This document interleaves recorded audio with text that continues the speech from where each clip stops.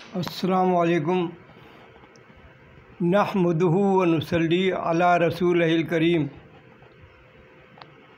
میرے جو نوجوانوں، ایک بہت ہی اہم بات جو شاید میں نے کبھی نہیں کی،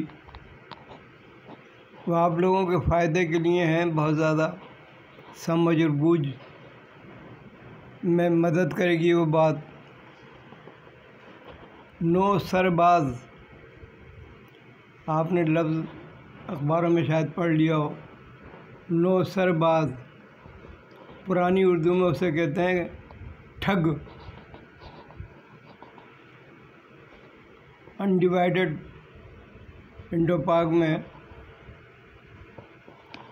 انڈیا میں گجرات جگہ ہے، وہاں کے لوگ اس معاملے میں بڑے ماہر ہوتے تھے۔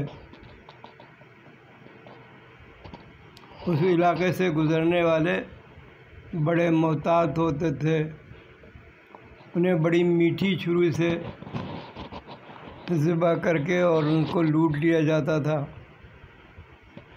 لیکن بہرحال وہ بھولی بسری داستانیں ہیں، بزرگوں سے سنی ہے، لیکن پاکستان کے اندر بھی اور دوسری جگہوں پر بھی، پنجاب وغیرہ میں اب لفظ استعمال کیا جاتا ہے نو سرباز، دھوکہ دینے والے اور دھوکے سے لوٹ لینے والے لوگ۔ ان سے مجھے بھی واسطہ پڑا، میرے غیر حاضری میں میری بیوی کو بھی واسطہ پڑا، اور ہم اچھے خاصے مالی نقصان میں چلے گئے۔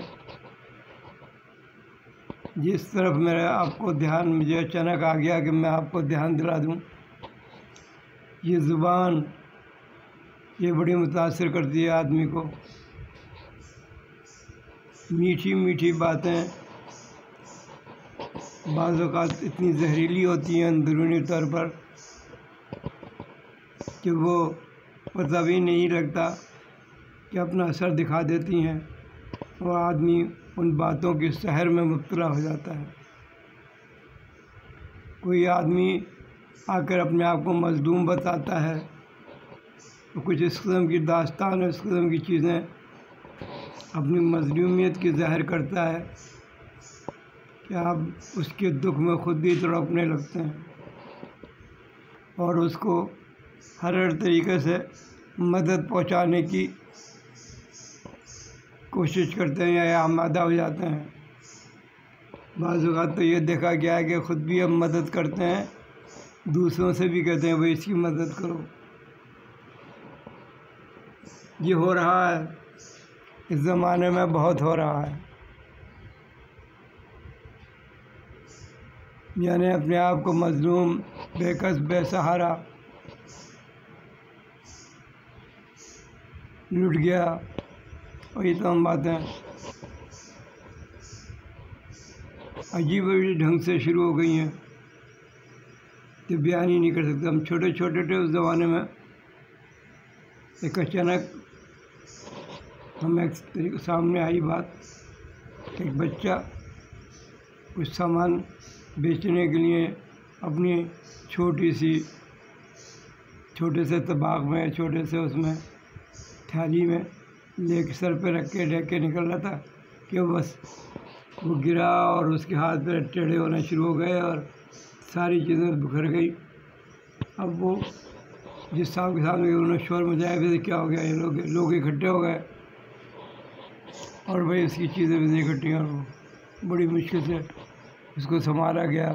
ارے بھائی میں تو لٹ گیا، مٹ گیا، اس میں یہاں میرے پاس اتنے پیسے تھے، میں گرا تو اب وہ جو صاحب جس کے سامنے گرا تھا وہ بھائی ہوں گے پیسے، اب اتنے سارے لوگ آ گئے ایسے اٹھا لیے ہوں گے، تو بھائی اس کو وہ پیسے بھی دیے اور اس کے سامان کا اضافہ بھی کیا اور اس کو روانہ کر دیا۔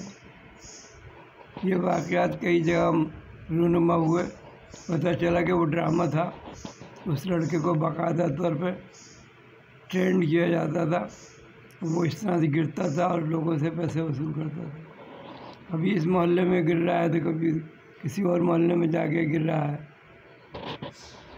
جیسے کہ آج کل بھیک کا سلسلہ شروع ہوا ہے، بھیک مانگنے والے فقیر اس مسجد میں مانگتے ہیں، علاقے بٹے ہوئے ہیں اور وہ بڑے ٹیکنیکل طریقے سے بھیک مانگتے ہیں۔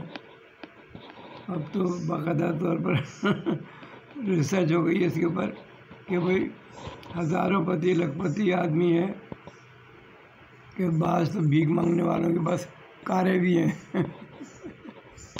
بات کہیں اور چلی گئی، بات کہنا چاہ رہا تھا ٹھگوں کی، نوسر بازوں کی۔ تو اے نوجوانوں، تم معصوم ہو۔ اب یہ نوسر بازی مالی طور پر بھی نہیں کی جاتی، یہ نوسر بازی ہر اینگل سے کی جاتی ہے۔ آپ کے دین پر، آپ کے مذہب پر بڑی میٹھی چھری لے کے آتے ہیں لوگ اور گفتگو شروع کرتے ہیں، اور اس طرح دھیرے دھیرے آپ کو بہکا دیتے ہیں اور آپ کا راستہ کھوٹا کر دیتے ہیں۔ یہ غرض کہ ہر شعبے میں آپ کو یہ میٹھی چھری والے ملیں گے جو آپ کو کاٹنے کے لیے تیار ہیں، یعنی یہ ٹھگ، نوسر باز۔ جیسے کل میں نے ایک لفظ اپنے ایک ویلاگ میں نے آپ سے کہا تھا کہ ایک چہرے پہ کئی چہرے سجا لیتے ہیں لوگ، تو بہرحال کچھ تھوڑا سا مطلب اس سے لیا جا سکتا ہے کہ اصل میں جو مظلوم بنے بیٹھے نظر آتے ہیں وہ مظلوم نہیں ہوتے ہیں، وہ اندر سے ڈاکو ہوتے ہیں، وہ آپ کو ٹھگ لینا چاہتے ہیں، وہ ٹھگ لیا۔ ایک آدمی نے 1 گھنٹے 1.5 گھنٹے کے اندر میرے پر اتنا اثر کیا کہ میں نے اپنی جیب سے ہی پیسے دیے اور گھر سے بھی لا کے پیسے دیے۔ میں نے 9-10 ہزار روپے لے گیا بھائی، بعد میں خیال آئے گا ارے یار یہ تو بہت بڑا دھوکہ ہو گیا۔ اسی طرح میری بیوی کے پاس میری غرازی میں ایک عورت روتی دھوتی آئی، ایسا ہو گیا ایسا ہو گیا، میری بیٹی اسپتال میں، یہ ہے وہ، غرض کے میری بیوی کے پاس 2-2.5 ہزار روپے تھے، نہیں آپ کوئی پھر محلے والوں سے بھی پھر اپیل کری، اس طرح سے اس کو 6-7 ہزار روپے کر کے دیے اور وہ 6-7 ہزار روپے لے کے چلی گئی۔ اچانک کہ مجھے ایک صاحب ملے اور میں نے ان کو قصہ بتایا تو اس نے بتایا کہ وہ عورت ایسی ایسی ہوگی، ایسی ایسی ہوگی، ایسی کہ نہ وہ تو ہمارے محلے میں رہتی ہے اور اس کا کام یہی ہے۔ اب یہ دیکھیے، یہ کہلاتے ہیں نوسر باز۔ تو نوجوانوں، کیونکہ پریکٹیکل لائف میں آ رہے ہو، آپ پریکٹیکل لائف میں آ رہے ہو، دین کے راستے پہ آپ کو نوسر باز ملیں گے۔ آپ کے معمولی معاملات میں، آپ کے آفس میں، آپ کے ادھر ادھر سب طرف آپ کو دھوکے باز ٹھگ ملیں گے، دھوکہ دینے والے ملیں گے۔ آفس میں ایسا ہوتا ہے کہ بہرحال آپ سے ماحول کے اعتبار سے کچھ ایسی باتیں کرتے ہیں، جا کر آپ پلیٹ فارم میں ملازم میں تو خیال رکھیں اس بات کا کہ وہاں پہ کوئی صاحب ایسے ہوں گے جو آپ سے مالکان کے سلسلے میں برائی کر رہے ہوں گے، لیکن حقیقت میں وہ برائی نہیں کر رہے ہوتے، وہ آپ کو جانچ رہے ہوتے ہیں تاکہ آپ کی رپورٹ اوپر پہنچا سکیں۔ بہت نقصان پہنچتا ہے لوگوں کو۔ پرائیویٹ نوکریوں میں یہ معاملہ ہوتا ہے، سرکاری نوکریوں میں یہ ہے، سفارشی لوگ بھرے جاتے ہیں اور اپنے لوگوں ان کو باقاعدہ طور پر مختلف ڈپارٹمنٹ میں لگا دیا جاتا ہے کہ وہاں لوگوں کو جانچو پرکھو کہ وہ کیسے ہیں، اور وہ خبریں دیتے ہیں۔ یعنی مجھے یہ تک تجربہ ہوا کہ لوگوں کے چھٹی کے وقت جو حرکات و سکنات ہوتی ہے نا، وہ تک پہنچتی ہیں اوپر کہ فلاں صاحب، فلاں جنرل مینیجر یوں کر کے ٹائم دیکھتا ہے گھڑی میں جب آفس کی چھٹی کا ٹائم ہوتا ہے۔ تو یہ جو باتیں ہیں بڑی اہم ہیں، پریکٹیکل ہے، آپ کو خیال کرنا چاہیے۔ ایک بات اور آ گئی وقت کی پابندی کی۔ وقت کی پابندی کریں ہر جگہ، گھر میں بھی، گھر سے باہر۔ اگر آپ تجارت میں ہیں تو تجارت کے اندر جو شیڈیول ہے آپ کو اپنے کام شروع کرنے کا اس کو آگے پیچھے نہیں ہونا چاہیے۔ اگر پرائیویٹ ہے، آپ کہیں ملازمت کرتے ہیں، جو ٹائم ہے نا اسی وقت پہنچیں۔ سرکاری ملازم خاص طور سے بڑی احتیاطی برتتے ہیں کہ 9 بجے کا ٹائم ہے آفس کا، 10 بجے پہنچ رہے ہیں، 10:30 بجے پہنچ رہے ہیں۔ یہ ویسے بھی بے اصولی کی بات ہے، اور ویسے بھی بے اصولی کی بات ہے اگر آپ مسلمان ہیں۔ ویسے تو ہر مذہب میں غلط بات تو غلط ہے کہ آپ کو وہ 1 گھنٹہ 1.5 گھنٹہ جو آپ نے عادت بنا لی ہے وقت کے خلاف پہنچنے کی آفس میں، اس کی آپ کو پیمنٹ یہاں تو نہیں کرنا پڑے گی، وہاں کرنا پڑے گی۔ آپ نے اتنے وقت کی جو تنخواہ لیتے ہیں وہ حرام ہوتی ہے، وہ کسی طرح جائز نہیں ہو سکتی۔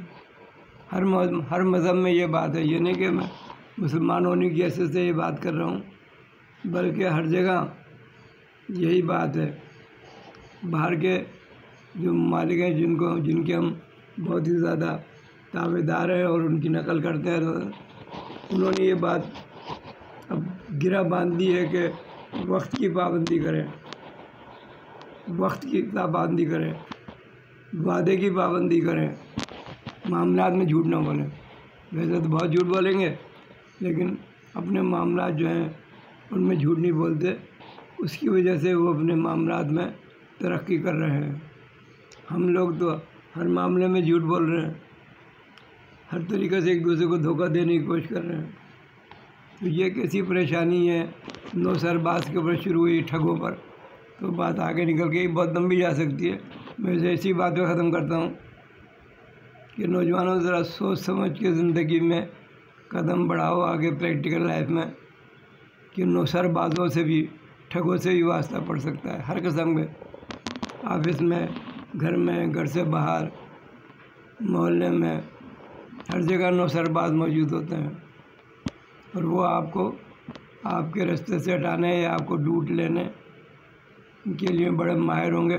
جب آپ لوٹ جائیں گے تو کوئی فائدہ نہیں ہوگا۔ بس آج اسی بات پر میں ختم کرتا ہوں کہ 9 سر بازوں سے ہوشیار رہو۔